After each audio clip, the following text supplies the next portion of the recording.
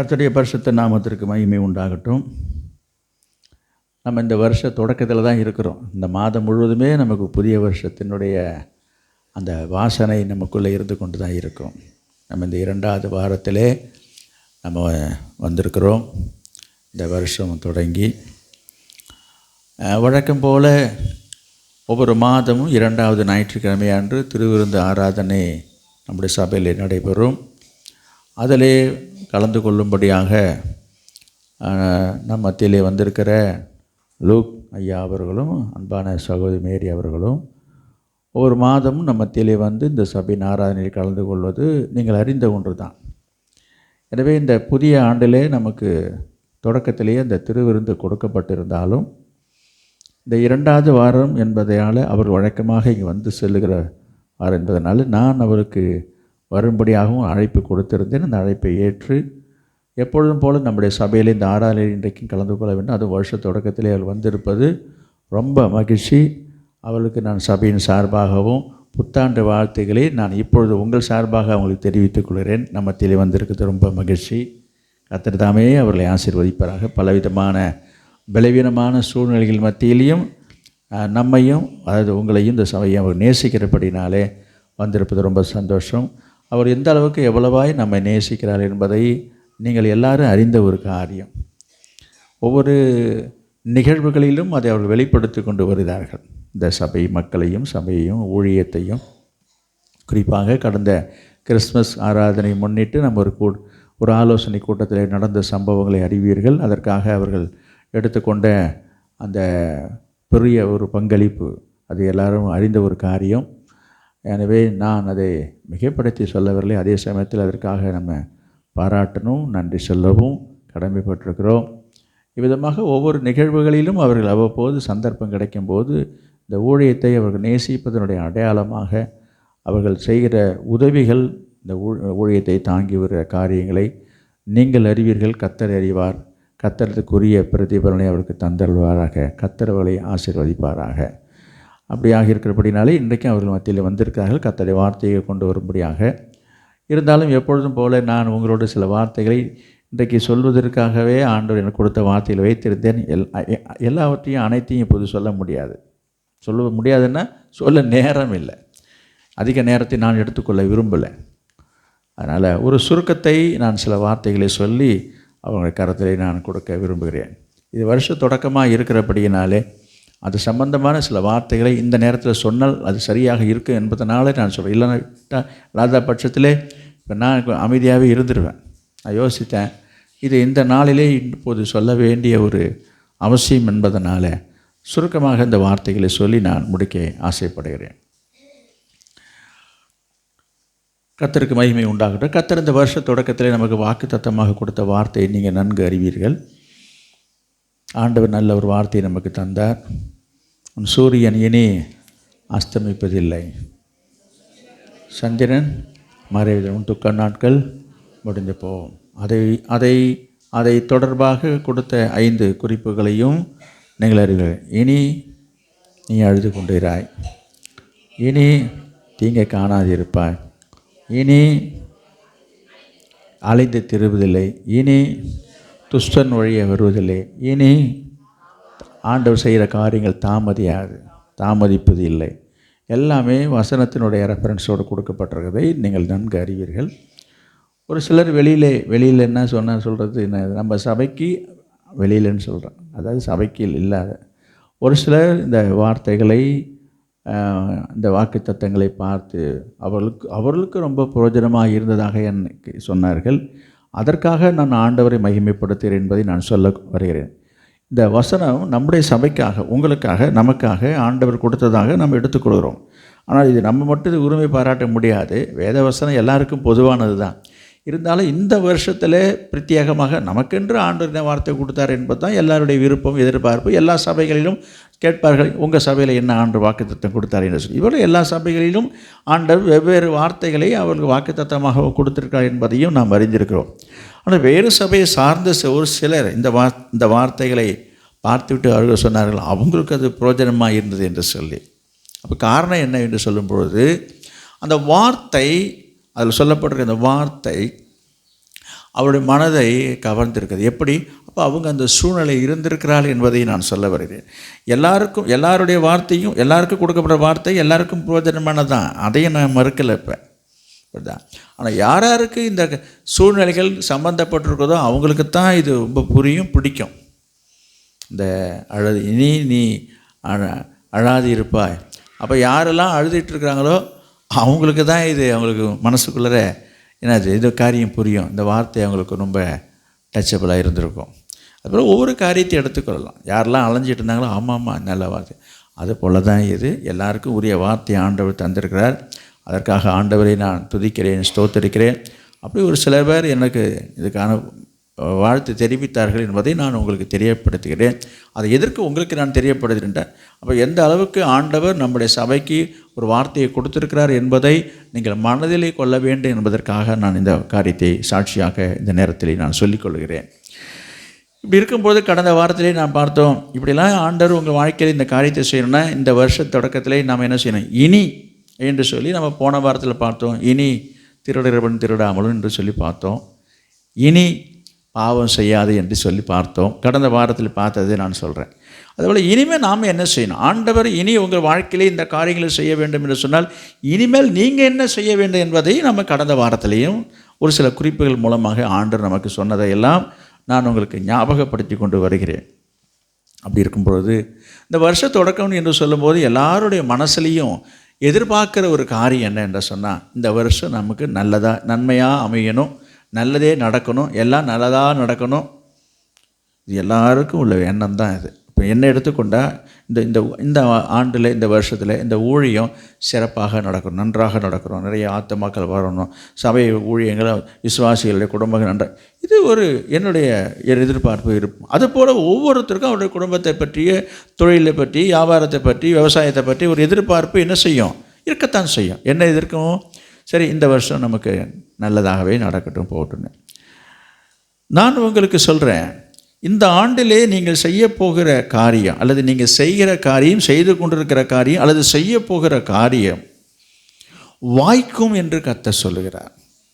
என்னது இந்த வார்த்தை? நமக்கு ஒரு ஒரு நமக்கு ஒரு ஆசீர்வாதமாக இருக்குது பாருங்கள் இந்த வார்த்தை. என்னது? இந்த வருஷத்தில் நீங்கள் உங்கள் நினைவுகளை அறிந்து தான் ஆவியானவர் சொல்கிறார். இந்த ஆண்டில் இது வரைக்கும் நீங்கள் 2025 வரைக்கும் இது வரைக்கும் நீங்கள் என்ன செய்தீங்களோ அதை தான் இப்பயும் செய்ய போகிறீங்க. ஒரு வேளை நீங்கள் வியாபாரம் செய்கிறதா இருந்தால் இந்த வருஷமும் வியாபாரம் நடக்கும். நீங்கள் ஒரு விவசாயியாக இருந்தால் இந்த வருஷமும் விவசாயம் செய்ய தான் போகிறீங்க. நீங்கள் ஒரு தொழில் செய்கிறவர்களாக இருந்தால் இதை தான் செய்ய தான் போகிறீங்க. இப்படி நாம் என்ன வேலைகளை செய்தாலும் சரி, என்ன தொழிலை செய்தாலும் சரி, கர்த்தர் சொல்லுகிறார், நீ செய்த அல்லது செய்கிற அல்லது செய்ய போகிற உன் காரியம் வாய்க்கும் என்று கர்த்தர் சொல்லுகிறார். இதை சொல்லும்போதே ஒரு மகிழ்ச்சியாக இருக்குது. நிறைய பேர் இப்போ கேட்கும்போது, அப்பா நடக்குதோ நடக்கலையோ ஒரு நல்ல வார்த்தையாக, அப்பா இன்றைக்கி தான் என் மனுஷன் வாயை திறந்து நல்ல வார்த்தையை சொல்லிட்டுருக்காரு. என்ன சில பேர் அப்படி பார்க்குறாங்க, எப்போ பார்த்தாலும் அதை செய்யாத இதை பண்ணாதுன்னாரு. பரவாயில்ல இன்றைக்கி தான் இந்த வருஷத்தை அப்படின்னு கூட நீங்கள் நினைக்கலாம். நீங்கள் நினைக்கிறபடியே ஆகட்டும், உங்கள் நினைவின்படியாக நடக்கட்டும். அப்படி தான் என்னுடைய விருப்பமும் அதுதான். எது? நீங்கள் செய்வதெல்லாம் வாய்க்கணும். இதை நான் இப்போது என் வாயினால் சொல்லும்போது அது உங்கள் மனசுக்கு ஒரு சந்தோஷத்தை கொடுக்கிறது இல்லையா? இந்த வார்த்தை என்னுடைய வார்த்தையாக இருந்தால் அது பிரயோஜனப்படாது. இப்போ நான் சொல்கிற வார்த்தை என்னுடைய வார்த்தையாக அல்ல என்பதையும் நான் உங்களுக்கு சொல்லணும் இல்லையா? என்னுடைய வாக்கு, என்னுடைய வாய் வார்த்தை பலிக்குமானா பலிக்கும், அது வேறு விஷயம். அதை விட ஆண்டோடைய வார்த்தையை தான் நான் முக்கியப்படுத்த, கனப்படுத்த, முக்கியத்துவம் கொடுக்க நான் விரும்புகிறேன். இப்போது நான் சொன்ன வார்த்தையை கூட என்னுடைய வார்த்தை அல்ல, ஆண்டவர் சொன்ன வார்த்தையை நான் ரிப்பீட் பண்ணியிருக்கிறேன்றது தான் உண்மை. இப்போ நான் சொன்ன வார்த்தை என்ன சொன்னேன்? நீங்கள் செய்வதெல்லாம் வாய்க்கும் என்பது என்னுடைய சொந்த வார்த்தை அல்ல என்பதை நீங்கள் புரிந்து கொள்ள வேண்டும். வேத புத்தகத்திலே உங்களுக்கு எல்லாருக்கும் தெரிந்த ஒரு வேத பகுதி, சிலருக்கு மனப்பாடமாக கூட சிலருக்கு தெரிந்திருக்கும். சங்கீதம் முதல் அதிகாரம் பாருங்கள், எல்லாருக்கும் தெரியும். அதில் 3வது வசனத்தை பாருங்கள். அவன் நீர்க்கால்களின் ஓரமாய் நடப்பட்டு தன் காலத்தில் தன் கனியை தந்து இலையுதிராய் இருக்கிற மரத்தை போல் இருப்பான். அவன் செய்வதெல்லாம் வாய்க்கும். உங்கள் பைபிளில் இந்த வசனம் இருக்குதான்னு கொஞ்சம் பாருங்களேன்.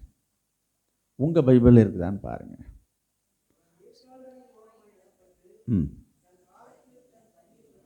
ம்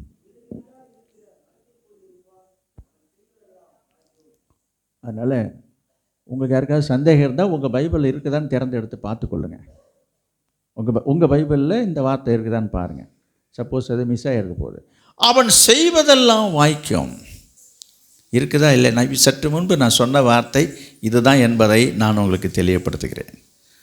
அந்த செய்தியின் தொடக்கத்தில் என்ன சொன்னேன்? இந்த ஆண்டு இந்த வருஷத்தில் நீங்கள் செய்வதெல்லாம் வாய்க்கும் என்று கர்த்தர் சொல்கிறாருன்னு நான் சொன்னேன். நிறைய பேர் சந்தோஷப்பட்டீங்க இல்லையா? இப்போது நான் சொல்கிறேன், நான் எதையும் ஒளிச்சு மறைச்சி சொல்லலை, ஒளிவு மறைவு இல்லாமல் உண்மையை சொல்கிறேன். இது கர்த்தர் சொன்ன வார்த்தை என்று இங்கே எழுதியிருக்குதா இல்லையா? கர்த்தருடைய வேத புத்தகத்தில் இருக்குதா இல்லையா? அவன் செய்வதெல்லாம் வாய்க்கும். எனவே இதை பார்த்த உடனே இதுவா, இதுதான் தெரியுமே சங்கீதம் முதல் அதிகாரம். சில பேருக்கு தெரியும், உடனே எடுத்ததுமே ஆரம்பிச்சிருவாங்க. உடனே அப்படி வாய்ப்பாடு மாரி சில பேர் துன்மார்க்கருடைய ஆலோசனை நடவாமலும் பாவிகளுடைய வழியில் இல்லாமலும் பரியாசங்கள் உட்கார இடத்துல கிடுகிடுன்னு சொல்கிற ஆட்கள்லாம் இங்கே இருக்கீங்க. அங்கே தான் வந்தீங்களா?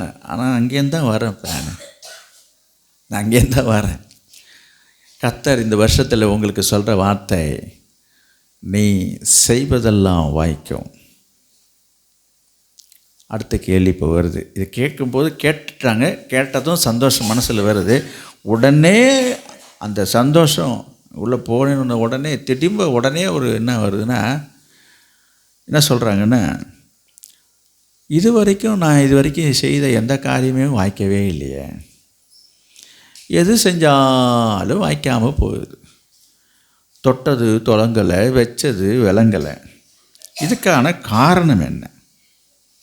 அப்படி ஒரு கேள்வி வரும். இப்போ நீங்கள் சொன்னது கேட்குறதுக்கு நல்லா தாங்க இருக்குதுங்க, நானும் என்னென்னமோ நீங்கள் சொல்கிற மாதிரிலாம் செய்து தான் பார்க்குறேன், ஜெபம் பண்ணி தான் செய்து பார்க்குறேன். இந்த வார்த்தை என் வாழ்க்கையிலே ஒரு நிறைவாக, அதாவது முழுமையாக நிறைவேறலையே. என்ன நிறைவேறலை? செய்வதெல்லாம் வாய்க்குன்றீங்க, வாய்க்கவே மாட்டுது. என் பிள்ளைக்கு இன்னும் ஒரு திருமண வாழ்க்கை ஒரு நல்ல இடமா வாய்க்கவே மாட்டுது. இந்த வாய்க்க மாட்டுது பாருங்க. நீ செய்வதெல்லாம் வாய்க்கும். இது போல் எத்தனை காரியங்களில் நீங்கள் செய்கிற தொழில் வியாபாரங்களில் ஒன்றும் வாய்க்க மாட்டுது, நஷ்டமாக தாங்க போயிட்டுருக்கு. இருந்தாலும் நானும் நல்லா கடிச்சிட்டு மூச்சை பொடிச்சிக்கிட்டு செஞ்சிட்டு தாங்க இருக்கிறேன், ஒன்றும் வாய்க்க மாட்டுதுங்களே. இன்று எத்தனை காரியங்களிலே நீங்கள் தடுமாறி கொண்டிருக்கீங்க.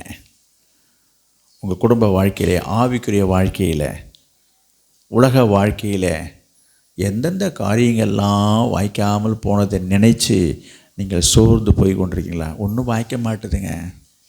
நான் ஜெபம் பண்ணி பார்க்குறேன், அதை செய்து பார்க்குறேன், இதை செய்து பார்க்குறேன், ஒன்றும் வாய்க்கவே இல்லை. நீங்கள் இப்போ சொல்கிறீங்க வாய்க்குன்னு, இப்போ சொல்கிறீங்க, நீங்கள் சொல்கிற மாதிரி நடந்ததுன்னா நடக்கட்டும் என்று சோர்வாக சிலர் இருக்கலாம். சிலர் மகிழ்ச்சியாக இருக்கலாம். ஒரு சிலருக்கு மனசில் என்ன இருக்கும்? பார்ப்போம், என்ன பார்க்குறது? நான் உங்களுக்கு சொல்கிறேன், நீங்கள் செய்வதெல்லாம் வாய்க்க வேண்டும் என்றால் நீங்கள் என்ன செய்ய வேண்டும்? நீங்கள் செய்வதெல்லாம் வாய்க்கணும்னு நம்ம விரும்புகிறோம், நினைக்கிறோம், ஆசைப்படுறோம், எதிர்பார்க்குறோம். ஆனால் அது வாய்க்க வேண்டும் என்று சொன்னால் நீங்கள் செய்ய வேண்டியது நிறைய பேர் மறந்துடுறாங்க, கவனிக்கிறதே இல்லை. சங்கீதம் முதல் அதிகாரத்தில் தான் சொல்லப்பட்டிருக்குதுங்க. சில பேருக்கு இந்த மாதிரி காரியங்களில் முழுசாக எதையுமே ஆராயறது கிடையாதுங்க. ஒரு பழமொழியை மொட்டை தத்தம் என்னது ஒரு பழமொழி, மொட்டை தத்தம் குட்டையில் விழுந்தான்ற மாதிரி வேத வசனங்களை ஆரம்பத்தையும் முழுசையும் பார்க்கறது கிடையாதுங்க. இந்த நுனிப்புல் மேயறது மாதிரி படிக்கிறது, அது என்ன சொல்லப்பட்டிருக்கிறது புரிஞ்சிக்கிறது கிடையாது. இன்றைக்கு நிறைய விளம்பரங்கள், கவர்ச்சியான விளம்பரங்கள் வருகிறது. நிறைய கம்பெனிகள், நகை கடையிலேருந்து டார்லிங்கிலேருந்து நிறைய நிறுவனங்களில் பார்த்திங்கன்னா கவனிங்க, விளம்பரங்கள்லாம் பெருசாக போட்டுருவாங்க. தங்க நாணயம் இலவசம், கார் பரிசு அப்படின்னு போட்டுருவாங்க. கீழே சின்னபோது கண்ணுக்கே தெரியாதுங்க, அதில் நிபந்தனைக்கு உட்பட்டது. பார்த்த உடனே நம்ம என்ன நினச்சிடும், கிடைக்கிறேன்னு. அதுக்கு கீழே பார்த்தீங்கன்னா நமக்கு தெரியவே கூடாதுன்னு தான் எழுதிடுவானு என்னன்னு தெரியலிங்க. நான் பார்த்துருக்குறேன் நிறைய விஷயத்தில். அதுக்கப்புறம் கிட்ட போய் கேட்டேன், அங்கே என்ன போட்டிருக்கேன் அதை பாருங்கன்னா, நான் பார்க்குற மாதிரியே நீ போடுற, பார்க்குற மாதிரி அதை போட்டுட்டு இதை செஞ்சிடுறாங்க. விவரம் தெரிஞ்சவங்களுக்கு புரியும் நான் நினைக்கிறேன். நிபந்தனைக்கு உட்பட்டது அப்போ என்ன அர்த்தம்? இந்த உலக காரியங்கள் அப்படி தான் இருக்குது. அப்போ அது போலவா என்று சொன்னால் கிட்டத்தட்ட அது போல தான். எது? ஆண்டவர் சொல்லுகிற வார்த்தைகளும் வாக்கு தத்தங்கள் அனைத்தும் நிபந்தனைக்கு உட்பட்டது. அவன் செய்வதெல்லாம் வாய்க்கும் என்று சொன்ன உடனே அப்படியே நம்ம வாய்ச்சாதே வாய்க்க மாட்டேதே அப்படி சொல்லக்கூடாது. நாம் செய்ய வேண்டியதை செய்தீங்கன்னா நீங்கள் செய்யறதெல்லாம் வாய்க்கும். அதாவது இந்த வாய்க்க பண்ணுவதற்காக, இது வாய்க்க வேண்டும் என்பதற்காக நீங்கள் செய்ய வேண்டியது நான் சொல்ல வரேன். புரியுதா? அதை நீங்கள் செய்தீங்கன்னா இதே ஆண்டவர் செய்வார். எல்லா இடத்துலையும் அப்படி தான் இருக்குது. அப்போ அவங்க என்ன சொல்கிறார் இவர்? நீங்கள் பாருங்கள், அந்த வசனத்தில் துன்மார்க்கனுடைய ஆலோசனையிலே நடக்கக்கூடாது, பாவிகளுடைய வழியில் இல்லாமலும், பரியாசக்காரர் உட்கார்ற இடத்துல உட்காராமலும், கர்த்தருடைய வேதத்தில் பிரியமாக இருந்து இரவும் பகலும் அவருடைய வேதத்தில் தியானமாக இருக்கிற மனுஷன் பாக்கியவான், அவன் செய்வதெல்லாம் வாய்க்கும். புரியுதா உங்களுக்கு? அப்போ யார் செய்கிறது வாய்க்கும்? இதெல்லாம் நீங்கள் செய்தீங்கன்னா நீங்கள் செய்கிறது வாய்க்கும். அப்போ முதல்ல பார்க்குறோம், துன்மார்க்கனுடைய ஆலோசனையின்படி நடக்காதன்னு அங்கே எழுதியிருக்குதுங்க. இன்றைக்கு நிறைய விசுவாசிகள் என்ன செய்கிறாங்கன்னா, நிறைய காரியங்களுக்காக கர்த்தரிடத்துலையோ கர்த்தருடைய ஊழியர்காரரிடத்துலையோ கர்த்தருடைய மனுஷன்கிட்ட போய் ஆலோசனை கேட்கறது கிடையாது, உலகத்தார்கிட்ட போய் ஆலோசனை கேட்குறாங்க. குறி சொல்கிறவங்கள்ட்ட போய், என்னது மந்திரம் சொல்கிறவங்கள்ட்ட போய் ஆலோசனை கேட்குது. இந்த காரியம் நடக்குமா, மாடு கிடைக்குமா, இந்த காரியம் கிடைக்குமா நடக்குமான்னு போய் அவங்கள்ட்ட போய் ஆலோசனை கேட்குது. கிளி எலி புலி எல்லா ஜோசியங்களுக்கு போய் ஆலோசனை கேட்குது. துன்மார்க்கருடைய ஆலோசனையின்படி நடவாமலும், பாவிகளுடைய வழியில் நில்லாமலும், பரியாசக்காரர் உட்கார்ற இடத்துல அப்படின்னு எழுதியிருக்குதுங்க. நிறைய பேர் சும்மா டைம் பாஸ்ன்னு சொல்லிட்டு போய் உட்காந்துட்டு டீ கடையில் போய் உட்காந்துட்டு ஊருக்கு கதை உலகத்து கதை பேசிகிட்டு இருப்போம், அதை உட்காந்துருப்போம். விசுவாசிக்கு அங்கே என்ன நமக்கு வேலை? இது போல் அநேகர் என்ன செய்கிறாங்க, அநேக நேரங்களை அந்த போல் இடங்களில் போய் அநேக நேரத்தை செலவிடுறாங்க. இவங்க என்ன பெரிய உலகத்து விஷயத்தை தெரிஞ்சுட்டு வர மாதிரியும் அவங்க மூலமாக என்ன பெரிய நன்மை அடையணும். இதெல்லாம் உங்களை கெடுக்கிற காரியங்கள்.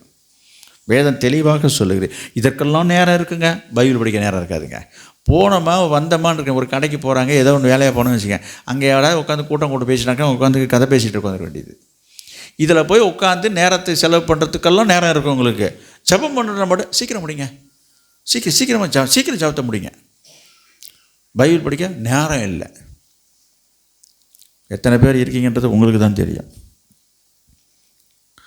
இதெல்லாம் என்னத்தை கொண்டு வருதுன்னு சொன்னால் கவனிங்க, இது போல் ஆண்டவருக்கு பிரியமில்லாத வேண்டாத காரியங்களை செய்துவிட்டு நீ செய்யறதெல்லாம் வாய்க்கணும். எப்படி வாய்க்கும் சொல்லுங்கள்? அங்கே நான் பார்த்தோம் என்ன சொல்லப்பட்டிருக்குது, துன்மார்க்கனுடைய ஆலோசனையை நடவாமல்னு சொல்கிறேன். அப்போ கர்த்தருடைய ஆலோசனையை கேட்கணும், கர்த்தர்கிட்ட போய் ஆலோசனை கேட்கணும். அல்லது கர்த்தருடைய ஊழியக்காரன்கிட்ட ஆலோசனை கேட்காம ஒரு ரட்சிக்கப்படாத அவிசுவாசி உலகத்தான்ட்ட போய் யோசனை கேட்குது. அவன் என்ன செய்வான்? அவனுக்கு தெரிஞ்சது தான் சொல்லுவான்.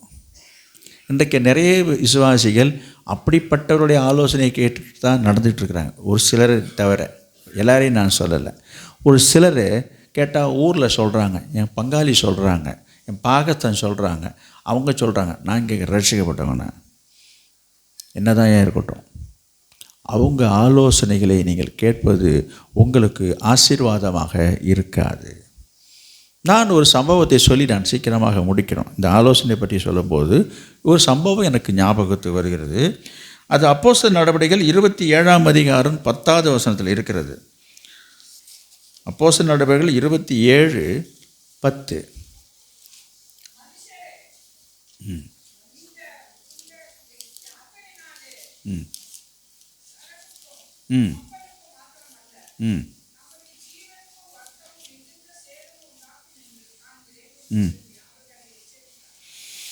பவுல் ஒரு கைதியாக கொண்டு செல்லுகிற ஒரு வேலையிலே அவன் கப்பலுக்குள்ள மூலமாக கொண்டு போகும்போது அங்கே பிரயாணங்களே அவர்கள் நிறுத்தி தான் அப்போது பயணம் செல்வது வழக்கம். அப்படி இருக்கும் பொழுது பவுல் சொல்கிறாரு, இப்போ நீங்கள் புறப்படக்கூடாது, இந்த பிரயாணம் போகிறது நல்லது இல்லை. இந்த யாத்திரையினால் கப்பலுக்கு மட்டுமல்ல என்ன ஆகும் போட்டிருக்கேன், உங்கள் உசுருக்கே ஆபத்து வரையா, உயிருக்கு ஆபத்து, கப்பலுக்கு சேதம் ஆகிடும்.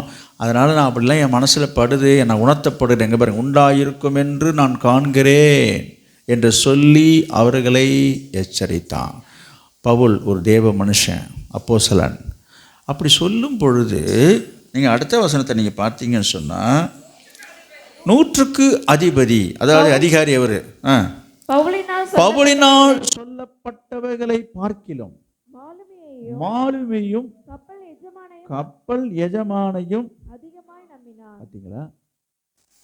நம்ம என்ன சொல்கிறான், இவன் யாரா பரிதேசிப்பா, இவன் யாரா சொல்லிட்டு இருக்கான், உனக்கு என்ன தெரியும், உனக்கு பைபிளை பற்றி தெரியும், ஜெபம் பண்ண தெரியும், வேற என்னையே தெரியும், நீ அதுக்கெல்லாம் அப்படின்ற ஒரு எண்ணம் தோரணையில் தான் அவன் பேசுகிறான், நினைக்கிறான்.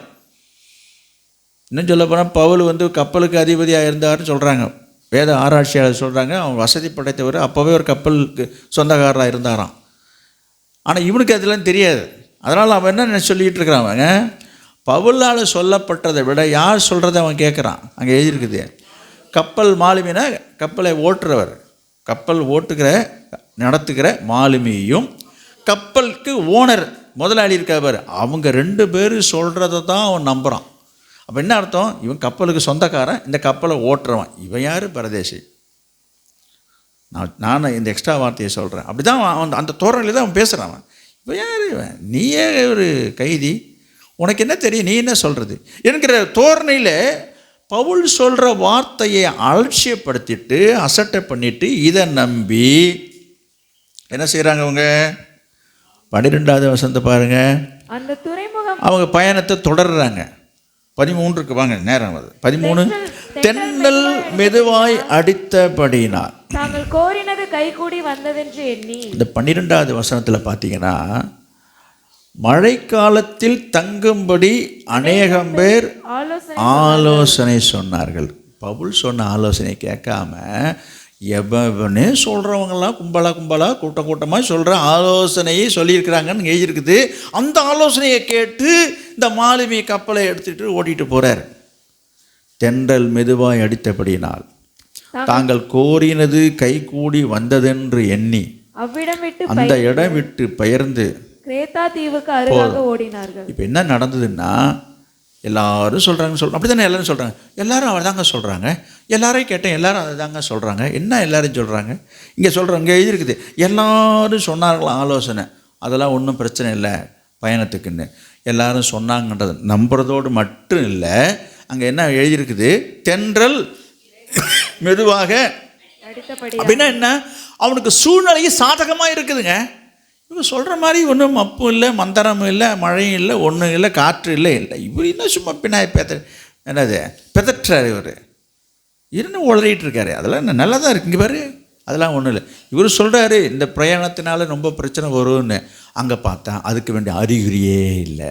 அப்போ இவங்க என்ன முடிவுக்கு வந்துட்டாங்க அப்படின்னா, இவன் சொன்னதெல்லாம் தவறு, நம்ம நினச்சதெல்லாம் கையாரையும் கை கூடி வந்துருச்சு, நமக்கு எல்லாமே சாதகமாக தான் இருக்குது, அதனால் நம்ம பயணத்தை தொடரலாம் என்று சொல்லி அவங்க பயணத்தை தொடர்ந்தார்கள். பயணத்தை தொடர்ந்து போகும்பொழுது காற்று மெதுவாக தான் அடிக்குது. எல்லாரும் சேர்ந்து வேறு என்ன சொல்கிறாங்க, அநேகர் ஆலோசனை வேறு சொல்கிறாங்க. இந்த ஒரு எண்ணத்தோடு தான் அவங்களுடைய பயணம் போய் கொண்டிருக்கிறது. ஆனால் என்ன ஆச்சு இதில் பார்த்தீங்கன்னா, 27ஆம் அதிகாரத்தில் நீங்கள் பார்த்தீங்கன்னா அதுக்கப்புறம் என்ன நடந்தது, கொஞ்ச நேரத்துக்குள்ள யூரோக்ளிதோன் என்னும் கடுங்காற்று அதில் மோதிற்று. கப்பல் அகப்பட்டு கொண்டு காற்றுக்கு எதிர்போகக்கூடாதபடியினால் காற்றின் போக்கிலே கொண்டு போகப்பட்டோம். சரிங்க, இது ஒரு பெரிய கதைங்க, எல்லாத்தையும் சொல்கிறதுக்கு நேரம் இல்லை. கொஞ்சம் நேரம்தான் நடந்ததுங்க. அதுக்கப்புறம் நடந்தது என்ன, பெரிய காற்று வீசிச்சிங்க. நீங்கள் அப்புறமா வீட்டில் போய் இந்த சம்பவத்தை படிங்க. அங்கே உயிர் பிழைப்போம், தப்பி பிழைப்போம் என்கிற நம்பிக்கையற்று 14 நாள் சாப்பிடவே இல்லைங்க. அப்படின்னா என்னன்னா சொல்லுவாங்களே, உயிரை கையில் பிடிச்சிட்டு உட்காந்துக்கிறான், சாப்பாடாது ஒன்றாகுது, நம்ம உயிர் பிழைச்சா போதும் என்று சொல்லி 14 நாள் சாப்பிடலன்னு சொல்லி அங்கே இருக்குது பாருங்கள். அநேக நாட்கள் 21 இருக்குது பாருங்கள், 21 இருக்குது பாருங்கள். அநேக நாள் அவர்கள் போஜனம் பண்ணாமல் இருந்தபோது பவுல் அவர்கள் நடுவிலே நின்று, மனுஷரே, இந்த வருத்தமும் சேதமும் வராதபடிக்கு என் சொல்லை கேட்டு கிரேத்தா தீவை விட்டு புறப்படாமல் இருக்க வேண்டியதா இருந்தது. 33வது வசனத்தை பாருங்க. பொழுது விடிகையில் எல்லாரும் போஜனம் பண்ணும்படி நீங்கள் இன்று 14 நாளாய் ஒன்றும் சாப்பிடாமல் பட்டினியாய் என்னத்துக்குங்கன்னு கேட்குறேன். என்னத்துக்குன்னு கேட்குறேன். பட்டினி எதுக்கு? ஏன் பட்டினி கிடக்கணும் சொல்லுங்கள். இவங்க சொன்ன பேச்சை கேட்காம, சொன்னதை கேட்காம, அதெல்லாம் ஒன்றும் ஆகாது, அதெல்லாம் ஒரு பிரச்சனையும் கிடையாது, காற்றெல்லாம் மெதுவாக தான் அடிச்சிக்கிட்டு இருக்குது. இங்கே பாரு, எல்லோரும் சொன்னாங்க, அநேகர் சொன்னாங்க. அவங்க பேச்செல்லாம் கேட்டுக்கிட்டு ரொம்ப குதூகலமாக போனாங்க. பயணம் தொடர்ந்துதா? பாதியிலே நின்று போனதில்லை. அவன் உயிர் பழிச்சா போதுன்னு உயிரை சொல்கிறாங்க. உயிரை கையில் பிடிச்சிட்டு ராத்திரியில் தூக்கம் கிடையாது, சாப்பாடு கிடையாது. 14 நாள் சாப்பாடு. ஏன் இங்கே சாப்பாடு இல்லாமல் இல்லை, அதையும் நீங்கள் புரிஞ்சுக்கணும். சாப்பாடு இல்லாதனால, சாப்பாடு இருக்கு, ஏன் சாப்பிட்றதுக்கு மனசு இல்லை, பயம், உயிர் பயம். இது தேவையா? இப்போ யோசிப்பேன். இது ஒரு நடந்த சம்பவத்தை நான் உங்களை கொண்டு வரது காரணம் என்னவென்று சொன்னால், நம்ம அங்கே பார்க்கணும், துன்மார்க்கனுடைய ஆலோசனைப்படி நடவாதுன்னு சொல்லும்போது, இன்றைக்கு ரட்சிக்கப்பட்டிருக்க தேவனுடைய பிள்ளைகளாகிய நீங்கள் யாருடைய ஆலோசனைப்படி நீங்கள் நடந்துகிட்ருக்கீங்கன்றது உங்களுக்கு தான் தெரியும். கர்த்தருடைய ஆலோசனையை கேளுங்க. கர்த்தருடைய ஊழியக்காரனுடைய ஆலோசனையை கர்த்தர் நிறைவேற்றுகிறார் என்று எழுதியிருக்கிறது. ஏசாயா தீர்க்கதரிசன புஸ்தகம் 44ஆம் அதிகாரத்தில் இருக்குது பாருங்கள் அந்த வசனம். ஏசாயா 44ஆம் அதிகாரம் 26வது வசனம். நான் என் ஊழியக்காரரின் வார்த்தையை நிலைப்படுத்தி என் ஸ்தானாபதிகளின் ஆலோசனையை நிறைவேற்றின்னு இருக்கு பாருங்க. போதும். நிறைய பேருக்கு இந்த காரியம் புரியல. 25 இருக்குது. நான் கட்டுக்கதைக்காரரின் குறிகளை அபத்தமாக்கி, குறி சொல்லுகிறவர்களை நிர்மூடராக்கி, ஞானிகளை வெட்கப்படுத்தி, அவர்கள் அறிவை பைத்தியமாக பண்ணுகிறவர். அப்போ யாருடைய ஆலோசனையை அவர் நிறைவேற்றுகிறவராக இருக்கிறார்? கேட்பாங்க உடனே, ஏன்னா எதாக இருந்தாலும் இவர்கிட்ட தான் போய் சொல்லணுமான்னு. அதுக்கு தான் நான் சொல்கிறேன், நீ கர்த்தர்ட்ட ஆலோசனை கேளியா. ஆனால் வேதத்தில் இப்படி எழுதியிருக்கிறது, கர்த்தருடைய ஊழியக்காரனுடைய ஆலோசனையை ஆண்டவர் நிறைவேற்றுவேன்னு சொல்கிறாரு. அப்போ அவங்கள்ட்ட ஒரு ஆலோசனையை கேட்பது தவறில்லை. இன்றைக்கு பவுலுடைய ஆலோசனையை கேட்காமல் போனதுனால அங்கே ஏற்பட்ட குழப்பம் என்னன்றதை கொஞ்சம் யோசித்து பார்க்கணும். நீங்கள் முழுசு நீங்கள் படித்தா தான் உங்களுக்கு புரியும். நான் முழுசாக சொல்ல நேரம் இல்லை எனக்கு. இப்போ என்ன நடந்தது யோசித்து பாருங்கள். எவ்வளவு குழப்பம், எவ்வளவு தடுமாற்றம், எவ்வளவு கலக்கம், எவ்வளவு சஞ்சலம். அதையும் பவுல் சொல்கிறாரு, இந்த மாதிரிலாம் நடக்கக்கூடாதுன்னு நான் அப்போவே சொன்னனே. அங்கே பவுல் அதில் சொல்கிறாரு பாருங்கள். அந்த வார்த்தையை அவர் சொல்கிறார். என்ன சொல்கிறாரு?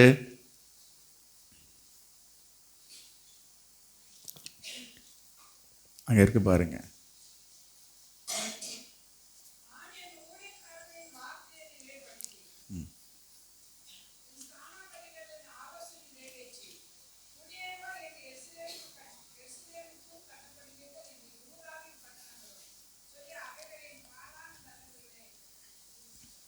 இல்லை இங்கே அப்போஸ்தலர் நடவடிக்கைகள் 27. நூற்றுக்கு அதிபதியையும் சேவகரையும் நோக்கி, இவர்கள் கப்பலில் இராவிட்டால் நீங்கள் தப்பி பிழைக்க மாட்டீர்கள் என்றான்.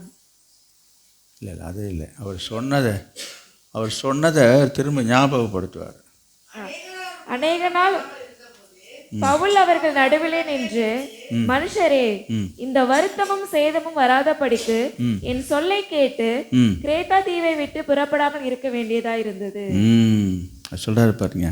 நான் அப்போவே சொன்னனே, நான் சொன்னேனே கேட்டிங்களா? நான் சொல்லலை, தொடங்கும் போதே சொன்னேன் போகாதீங்கன்னு சொன்னேன். நான் அப்போவே சொன்னேன், நீங்கள் கேட்கல. இப்போ இன்றைக்கி இந்த நிலைமைக்கு ஆளாயிடுச்சு, யாருங்க காரணம்னு அங்கே பவுல் சொல்லி திரும்பி என்ன சொல்கிறாரு? சரி, நடந்து போச்சு என்று அவங்க உயிரை காப்பாற்றுவதற்காக அவர் பிரயாசப்படுகிறதை நாம் இங்கே பார்க்குறோம். அதெல்லாம் ஒரு பெரிய கதை, அது ஒரு தனி செய்தியாகவே கொடுக்கலாம். இப்போ அதெல்லாம் சொல்வதற்கு இன்னும் நேரம் இல்லை. நான் சொல்லி புரிய வைக்க வேண்டிய காரியம் ஆலோசனையே. நீங்கள் செய்வதெல்லாம் வாய்க்க வேண்டும் என்று சொன்னால் துன்மார்க்கருடைய ஆலோசனையை கேட்காமல், துன்மார்க்கர் என்றால் யார்? கவனிங்க. தேவனை அறியாதவர்கள், ரட்சிக்கப்படாதவர்கள், தெய்வ பயம் இல்லாதவர்கள், உலகத்தான்கிட்ட போய் ஆலோசனை கேட்குறது தான் நிறைய பேர் இருக்கீங்க. கவனிங்க. எனவே கர்த்தருடைய பிள்ளைகளாக இருக்கிற நீங்கள் அந்த ஆலோசனைப்படி நடக்கக்கூடாது என்று தான் இங்கு வலியுறுத்துகிறது வேதத்தில். அப்படிலாம் இல்லாமல் இருந்தீங்கன்னா நீங்கள் செய்வதெல்லாம் வாய்க்கும். எனவே கர்த்தர்ட்ட ஆலோசனை கேட்குறீங்களா? இன்றைக்கி எதாவது ஒரு முடிவு எடுக்கணும், ஒரு காரியம் செய்யணுன்னா போய் உலகத்தாண்ட போய் யோசனை கேட்குறாங்க. அவனுக்கு தெரிஞ்சால் தான் அவன் சொல்லுவான். கர்த்தர்ட்ட ஆலோசனை யாரும் கேட்குறது கிடையாது. இதை செய்யலாமா, இதை போகலாமா, நான் செய்யட்டுமா, இதை வாங்கட்டுமா, ஆலோசனை கேட்குறாங்களா? சிலர் சொல்கிறது, இதெல்லாம் போய் அங்கே அவர்கிட்ட சொல்லிக்கிட்டு, இங்கே பாருங்கள், இதெல்லாம் போய் அவர்கிட்ட எங்கே பேசிக்கிட்டு, ஐயோ இதெல்லாமா அவங்கள்ட்ட போய் சொல்லுவாங்க. அவருக்கு ஜெபம் பண்ணுறது மட்டும்தாங்க ஒரு வேலை. இவங்க எங்கே வேணாலும் முட்டிக்கிட்டு மோதிட்டு வந்து நிற்பாங்க. அதுக்கப்புறம் நம்ம ஜெபம் பண்ணணும் உங்களுக்கு. இப்போ அந்த கதை தான் இங்கே நடக்குது. இப்போ பவுல் அப்புறமா அவர் ஜெபம் பண்ணி தான் அவர் உயிரை காப்பாற்றுறாரு. அவர் தான் அப்பயே சொன்னார், கேட்டாங்களா? கேட்கல. அப்போ இதுக்கெல்லாம் யாரையா காரணம்? அப்போ உங்களுடைய வாழ்க்கையிலே, உங்களுடைய குடும்பங்களிலே சொல்கிறேன், பிரச்சனைகள் வருவதற்கான காரணம் என்ன என்பதை தயவு செய்து புரிந்து கொள்ளுங்க.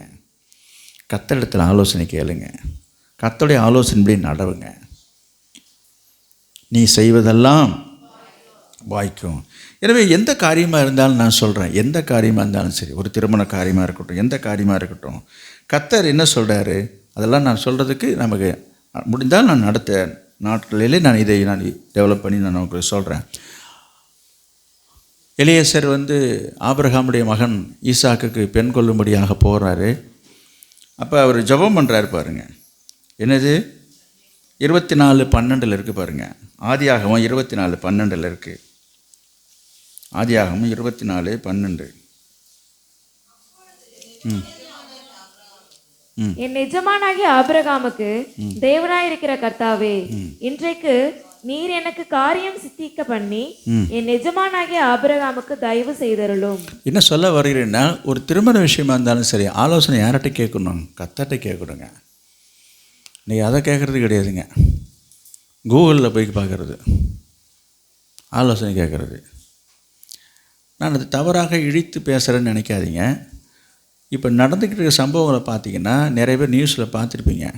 யாரோ ஒரு ஆள் கூகுள் மேப்பை ஃபாலோ பண்ணி காரை ஓட்டிகிட்டு போய் பள்ளத்தில் விழுந்தான். இது உண்மை சம்பவம். இது அந்த மேப்பு தவறாக வழியை காட்டி வழி இல்லாத இடத்துல போய் கீழே விழுந்து பள்ளத்தில் விழுந்து, இந்த மாதிரி 2-3 சம்பவங்களை நான் வீடியோவிலே நான் பார்த்தேன். இங்கே சிலர் பார்த்தவங்க இங்கே இருக்கலாம் என்று நான் நம்புகிறேன். கவனிங்க, என்ன சொல்ல வருகிறேன், யோசித்து பாருங்கள். எதை விட எதை பார்க்கலையும் அங்கே பார்க்குறோம். பவுல் சொல்லுவதை பார்க்கிலும் கப்பல் எஜமானையும் அந்த மாலுமே தான் நம்புகிறாங்களாம். அதே போல் தான் இன்றைக்கு வேதத்தையும் வேத வசனங்களையும் வேத புத்தகத்தையும் ஆண்டவரை விட இன்றைக்கி நிறைய தான் நம்பிக்கிட்டு இருக்கிறாங்க.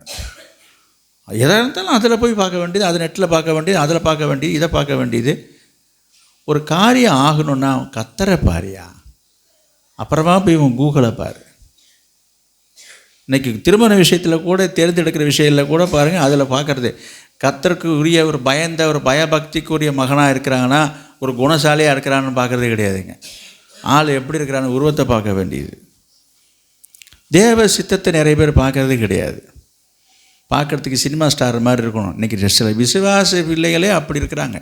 ஆணும் பொண்ணுமே பார்க்கும்பொழுதே இப்படி தான் பார்க்குறாங்க. இதெல்லாம் எங்கே போகணும்? இந்த பவுல் சொன்ன மாரி தான். அவங்க ஆலோசனை கேட்டு நடக்காமல் போய் எங்கே தடுமாறுது பாருங்கள். இப்போ இந்த கப்பல் அதே போல் தான் வாழ்க்கை படகும் போகும். அதில் எந்த சந்தேகமும் இல்லை. ஆலோசனையை கேட்டு நடக்கணும். இங்கே நான் பார்க்குறோம், எலியேசர் ஈசாக்குக்கு பெண் எடுக்கும்போது அங்கே என்ன செய்தார் அவர்? 24ஆம் அதிகாரம் 21வது வசனம். அந்த மனிதன் அவளை குறித்து ஆச்சரியப்பட்டு கர்த்தர் தன் பிரயாணத்தை வாய்க்க பண்ணினாரா?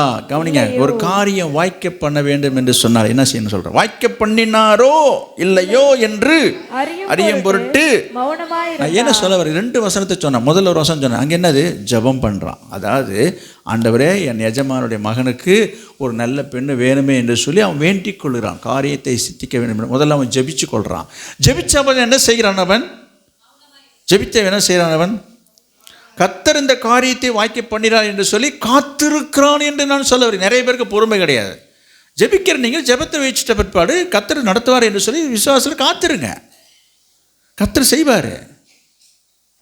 இங்கே நான் பார்க்குறோம், கர்த்தர் இந்த காரியத்தை வாய்க்க பண்ணினாரோ இல்லையோ என்று அறியும் பொருட்டு அப்படின்னா பார்த்துட்டு இருக்கான். மௌனமாக அமைதியாக வாட்ச் பண்ணுறான். எனக்கு ரொம்ப அவசரம். சில பேருக்கு எதார்த்தாலும் அவசரம். அவர் எப்போங்க சொல்கிறது, இவர் எப்போங்க முடிவு எடுக்கிறது, இதெல்லாம் சரியாக வருதுங்க, சீக்கிரம் சீக்கிரம் சீக்கிரம். இது எங்கே போய் முடியும்?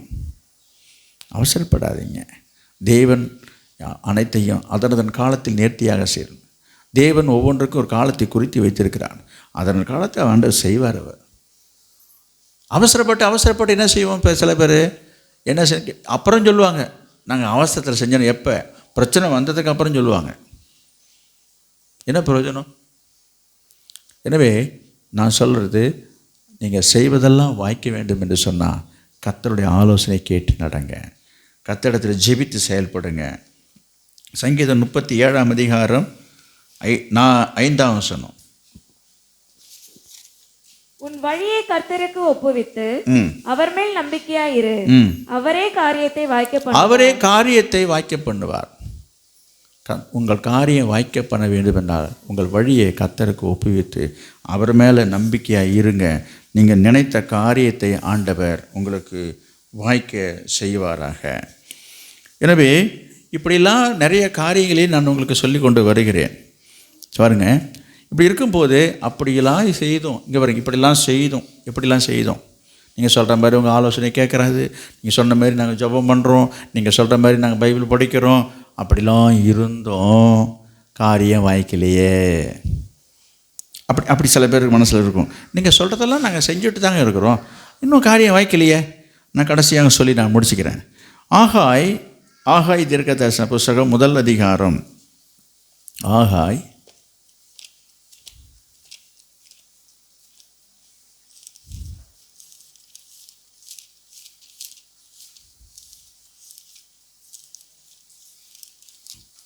4வது வசனம்.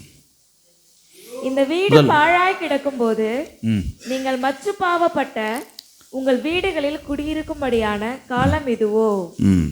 இப்போதும் சேனைகளின் கர்த்தர் சொல்லுகிறார், உங்கள் வழிகளை சிந்தித்து பாருங்கள்.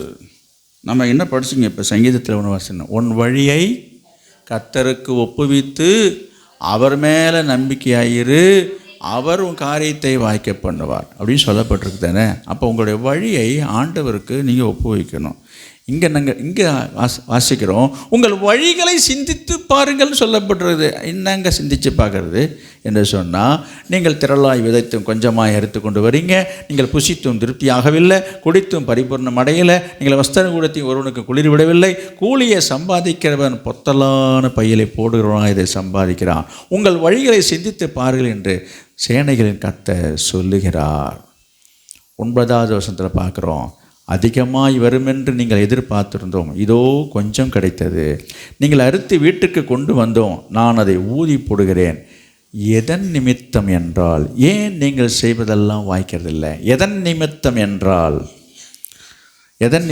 என்றால் என் வீடு பாழாய் கிடக்கும் பொழுது நீங்கள் எல்லாரும் அவனவன் தன் வீட்டிற்கு ஓடி போகிறீர்களே, இது நிமித்தமே என்று சேனைகளின் கர்த்தர் சொல்லுகிறார். நல்லா கவனிங்க, அங்கே ஒரு வார்த்தை இருக்கு பாருங்க.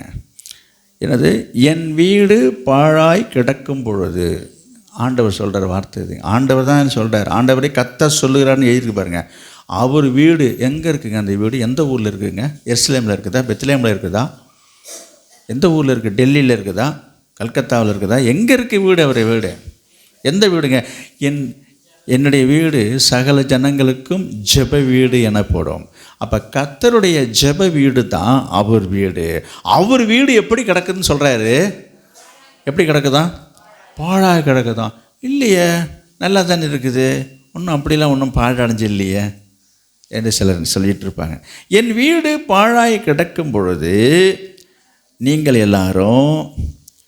எல்லாரும் ஆராதனை முடிஞ்ச உடனே அவங்க வீட்டுக்கு ஓடி போயிடுறாங்க பாருங்க. ஒரே ஓட்டமாக ஓட வேண்டியது. இன்றைக்கி ஒரு மீட்டிங் இருக்குது, கூட்டம் இருக்குதுன்னா துண்டகானம் தோலகானோட மாடு இருக்குது, ஆடு இருக்குது, கோழி இருக்குது, இதெல்லாம் கொடுத்ததே அவர் தான். எங்கெல்லாம் வேறு வேலை இல்லை, இங்கேயே உட்காந்துருக்க முடியும். இப்போ நான் என்ன பிடிச்சி இங்கே உட்கார வச்சுருக்க மாட்டி. அப்புறம் என்னங்க அது? என் வீடு பாழாய். நான் சொல்கிறேன், கர்த்தருடைய ஆலயத்தை பற்றி சொல்லப்பட்டிருக்குது. நான் இந்த வருஷத்தின் தொடக்கத்தில் நான் உங்களுக்கு சொல்கிறேன், கர்த்தருடைய ஆலயம், கர்த்தருடைய வீடு, கர்த்தருடைய ஊழியம் பாழாகாத படிக்கு நீங்கள் எல்லோரும் என்ன செய்யணும்? கர்த்தருடைய ஊழியத்தை செய்யணும். அப்பொழுது நீங்கள் செய்வது எல்லாம் வாய்க்கும். கர்த்தருக்காக என்ன செய்கிறீங்க, என்ன செய்தீங்க, என்ன செய்கிறீங்க, என்ன செய்ய போகிறீங்க? ஆண்டவர் செய்யணும் செய்யணும் செய்யணுன்றீங்க. கர்த்தர் கேட்குறாரு, நீ என்ன செய்ய போகிற? இந்த உலகத்தில் ஒரு வார்த்தை சொல்கிறாங்க, அதாவது நாடு எனக்கு என்ன செய்தது என்று கேட்காத, அதை யாராவது சரியாக சொல்லுங்க பார்ப்போம். நாடு என்ன செய்தது நமக்கு என்று கேள்விகள் கேட்காத, நாட்டுக்காக நீ என்ன செய்த என்று சொல்லி யாரோ ஒரு தலைவர் சொன்னது கவனிங்க, எனக்கு ஞாபகத்துக்கு வருகிறது, நீங்கள் கேள்விப்பட்டிருக்கலாம். கென்னடி சொல்லியிருக்கிறாராம், நாடு இந்த நாடு எனக்கு என்ன செஞ்சது, எனக்கு என்ன செஞ்சது, இந்த நாட்டால் எனக்கு என்ன பிரயோஜனம், இந்த மாதிரிலாம் பேசாதையா, இந்த நாட்டுக்கு நீ என்ன செய்த. நான் சொல்கிறேன், இது மனுஷன் சொன்ன வார்த்தையாக இருக்கட்டும், நான் அந்த வார்த்தையை எடுத்துக்கல. இப்போ கர்த்தர் சொல்கிற வார்த்தையை நான் உங்களுக்கு கொண்டுட்டு வரேன். கர்த்தர்ட்டு நீங்கள் தினமும் நீங்கள் சொல்கிறீங்க, எனக்கு என்ன செஞ்சார் ஆண்டவர், இந்த வருஷம் என்ன செஞ்சார், போன வருஷம் என்ன செஞ்சார், இந்த வருஷம் தான் பிறந்துடுச்சு, இப்போ என்ன செய்தார், இப்படியே கேட்டுட்டு இருக்கிற உங்களை பார்த்து கர்த்தர் சொல்கிறாரு. அவருக்கு திருப்பி கேட்குறாரு, நீ என்னப்பா செஞ்ச எனக்கு? ஐயோ, நாங்கள் என்னங்க இருக்குது செய்கிறதுக்கு, நீங்கள் தான் எங்களுக்கெல்லாம் செய்யணும். அப்படி இப்படி அவர் தான் எல்லாமே செய்யணுமா, நம்ம எதுவுமே செய்யக்கூடாதான். இது எங்கே போட்டிருக்குது? யோசித்து பாருங்கள். நாம் செய்ய வேண்டியதை நாம் செய்தால் அவர் செய்ய வேண்டியதை அவர் செய்வார். அதை விட்டுட்டு அவர் மட்டுமே செய்யணுன்னா எப்படி நடக்கும்? நான் இந்த வருஷத்தில் உங்களுக்கு சொல்கிறேன், தொடக்கத்தில் ஆண்டவர் உங்களுக்காக யாவையும் செய்து முடிப்பார். கர்த்தர் எனக்காக யாவையும் செய்து முடிப்பார் என்பதில் சந்தேகமே இல்லை. ஆனால் அதில் எனக்காகன்னு ஒரு வார்த்தை இருக்குது பாருங்கள். கர்த்தர் எனக்காக எல்லாவற்றையும் செய்வார். யாருக்காக செய்வாரோ அதில் நீங்கள் தான் வரீங்க. அதில் அப்போ உனக்காக, அதாவது உங்களுக்காக ஆண்டவர் செய்யணும்னா ஆண்டவருடைய மனசில் ஒரு எண்ணம் வரணும். அந்த எண்ணம் எப்போது வரும்? அவருக்காக நீங்கள் ஏதாவது செய்திருந்தீங்கன்னா ஆண்டவர் என்ன பண்ணார் பார்ப்பார். உங்கள் விண்ணப்பத்தையும் உங்கள் சூழ்நிலையும் குடும்பத்தையும் பிள்ளைகளை பார்த்துட்டு என்ன செய்வார், சரிப்பா நான் யாருக்காக இல்லைன்னா நான் உனக்காக அதை செய்கிறேன். இன்றைக்கி சில விஷயங்களை பாருங்கள், அலுவலகங்களில் வெளியில் ஊரில் என்ன சொல்லுவாங்க, சரி உங்கள் அப்பாவுக்காக இது செய்கிறேன்ப்பா, உங்கள் அம்மாவுக்காக இது செய்கிறேன்ப்பா. யாருக்காக? யாரோ ஒரு காரணம் காட்டி சொல்கிறாங்க, இன்னாருக்காக என்ன செய்கிறேன்னு. அப்போ உனக்காக கர்த்தர் செய்யணுன்னா கர்த்தர் கேட்குறாரு, எனக்காக நீ என்ன செய்த? நீங்கள் உடனே கேட்கலாம், ஏங்க அவரெல்லாம் ஒன்றும் கேட்க மாட்டாருங்க, சும்மா ஏங்க நீங்கள் அவருக்காக செய்யுதுன்னு சொல்லி எங்களை இது பண்ணிகிட்டு உட்காந்துருங்க. இதெல்லாம் ஏசினார் கேட்டுட்டு உட்காந்துருக்காரு. அவருக்கு என்னங்க தேவை இருக்குது? எங்களுக்கு தாங்க தேவை இருக்குது இந்த உலகத்தில் வாழ்வதற்கு, குடும்பம் நடத்துவதற்கு. அவருக்கு என்னங்க இருக்குது? குடும்பமாக குட்டிங்க என்னங்க அவருக்கு ஒன்றும் தேவை கிடையாதுங்க. சும்மா அதெல்லாம் கொண்டாந்து விட்டு நீங்கள் இது பண்ணாதீங்க.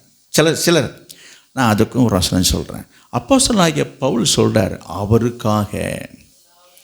அவருக்காக எல்லாவற்றையும் என்னத்துக்காக அவர் விடணும் நான் கேட்குறேன். இப்போ அவர் சொல்கிறார், அவருக்காக நான் உங்களை கேட்குறேன், அவருக்காக கர்த்தருக்காக என்னங்க விட்டுட்டு வந்துருக்கீங்க? ஒரு நாள் வேலையை, ஒரு 100 நாள் வேலையாக அதை விட்டுட்டு ஆலயத்துக்கு வர முடியலன்னு உட்காந்துட்டு இருக்கிறாங்க. என்ன செய்வார் உங்களுக்கெல்லாம் ஆண்டு? நான் அவருக்கு நினைப்பேன், ஆண்டு பார்ப்பார், என்னப்பா உனக்குலாம் என்ன செய்கிறேன்? அப்போ கர்த்தருக்காக நம்ம என்னத்தை விட்டுருக்குறோன்னு நான் கேட்குறேன். இதெல்லாம் விட முடியாது. அப்போ என்னது நான் கேட்குறேன்? எங்களுக்கு இதுதான் ஆதாரம், இதுதான். அப்போ ஆண்டு நீ அதே பிடிச்சிக்கப்பா அப்படின்வார். இதெல்லாம் செய்யக்கூடாதா? இன்னும் சில பேருக்கு தெளிவு இல்லாமல் இருக்கிறாங்க. நான் சொல்கிறேன், அதுக்கு எதிராக நான் பேசலை. நீங்கள் உழைக்கணும், வேலைக்கு போகணும், சம்பாதிக்கணும், தப்பே கிடையாது. அது பாவமும் கிடையாது. வேதத்தில் தெளிவாக திட்டமாக எழுதியிருக்குது, 6 நாள் உன் வேலையை செய்ய என்று சொல்லி. இன்றைக்கு நிறைய பேர் வரல, கேட்டு பாருங்கள். போய் நான் இன்றைக்கி களை எடுக்க போயிருக்கிறேன்னுவாங்க, இன்றைக்கி முக்கியமான இடத்துல நீங்கள் அருகா வைக்க போயிருக்கேன்னுவாங்க, இன்றைக்கி முக்கியமான இடத்துல காங்கிரீட் போட போயிருக்கேன்னு சொல்லுவாங்க.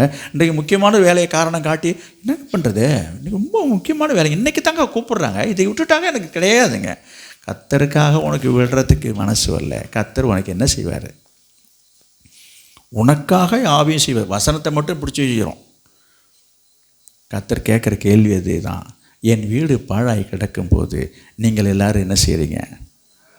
ஓடியில் போய் ஆராதனை முடிஞ்ச உடனே நானும் சொல்கிறேன், இருந்துட்டு போங்கன்றான். இதை போன வாரம் கூட அப்படி தான் சொன்னேன். சில பேர் நேராக போய் பார்த்து சொல்லிட்டு வராங்க, பார்த்துட்டு போயா இருந்துட்டு போயான்னு தொண்டை காணும் தோலை காணுன்னு ஓடுறீங்க. நான் வசனத்தை தான் சொல்கிறேன். திரும்ப அந்த வசனத்தை படித்து பாருங்கள், அந்த வார்த்தையை பாருங்கள்.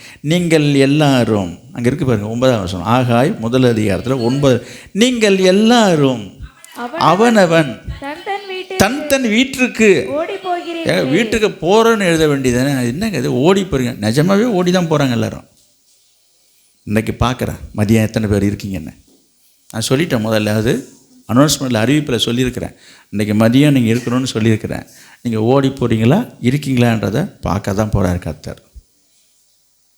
நீங்கள் ஓடி போகிறீர்களே இதை நிமித்தமே என்று இதை நிமித்தமாக தான் என்ன நடக்குதான், வாய்க்காத போகுது நிறைய காரியங்கள். நீங்கள் ஆலயத்தில் இருந்து ஆண்டோடைய வேலையை செய்யணும். 6 நாள் உங்கள் வேலையை செய்யுங்க. இந்த ஆண்டில் ஒரு தீர்மானம் செய்யுங்க. இது வரைக்கும் நீங்கள் என்ன செய்திருந்தாலும் பரவாயில்ல, இது வரைக்கும் நீங்கள் எப்படி இந்த போனது போகட்டும், இனி நல்லதே நடக்கட்டும். இனி இந்த வருஷ தொடக்கத்தில் ஆண்டவர் கொடுத்த வார்த்தை என்னது?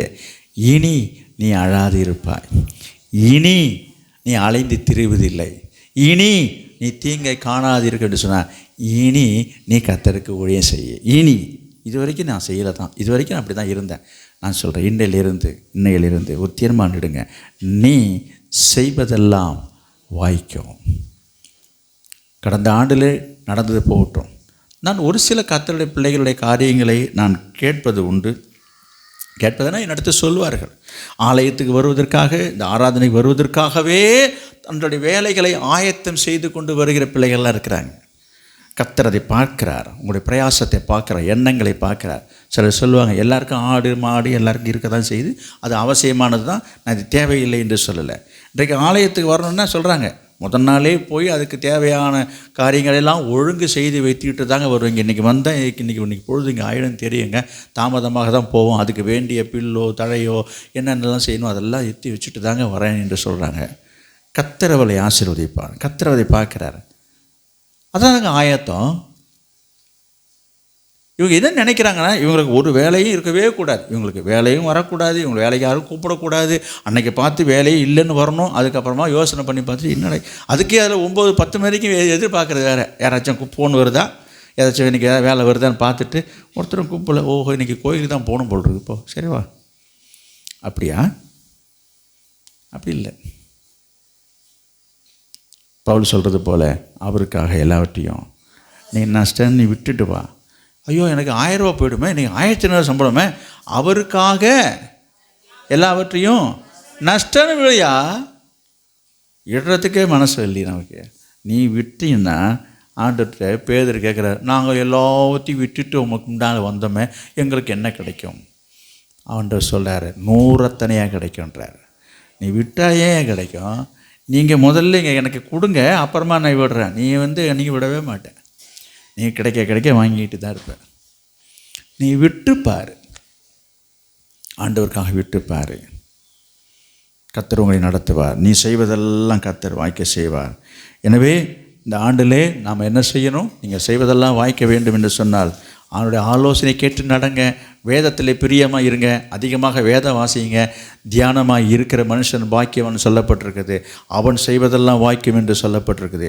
எனவே இந்த ஆண்டிலே நீங்கள் அதிகமாக வேதம் வாசிக்கணும்னு நான் சொல்லியிருக்கிறேன், அதிக நேரம் ஜெபத்தில் தரித்திருக்கணும்னு நான் சொல்லியிருக்கிறேன், அதிகமாக அவனுடைய ஆலோசனை கேட்கணும்னு சொல்லியிருக்கிறேன், அதிகமாக அவருக்காக ஊழியம் செய்யணும் என்று சொல்லியிருக்கிறேன். இன்னும் அநேக காரியங்கள் இருக்கிறது. ஒரு தீர்மானத்துக்கு வாருங்கள். என்ன தீர்மானத்துக்கு வரணும்? ஆண்டுக்கு ஊழியம் செய்து ஆத்துமாக்களை ஆதாயம் பண்ணணும் என்று சொல்லி ஒரு தீர்மானம் செய்யுங்க. கர்த்தர் உங்களை ஆசீர்வதிப்பார், கர்த்தர் உங்கள் காரியங்களை வாய்க்க பண்ணுவாராக. நாம் ஒரு ஜெபம் பண்ணுவோம். நல்ல பிதாவே, நாங்களுமே ஸ்தோத்திரிக்கிறோம். இன்றைக்கு இந்த புதிய ஆண்டிலே நீ கொடுத்த நல்ல வார்த்தைகளுக்காக ஸ்தோத்திரம். செய்வதெல்லாம் வாய்க்கும் என்று ஒரு நல்ல வார்த்தை எங்களுக்கு தந்தீரப்பா, உமக்கு நன்றி. உங்களுடைய பிள்ளைகள் இந்த வருஷத்திலேயே அவங்க கையிட்டு செய்கிற எல்லா காரியங்களிலும் எல்லா வேலைகளையும் நீ வாய்க்க பண்ணுங்கப்பா.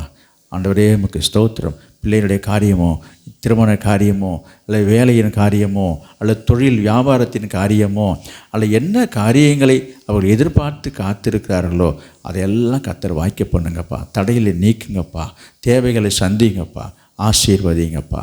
இயேசுவின் நாமத்தில் பிதாவே, ஆமேன், ஆமேன்.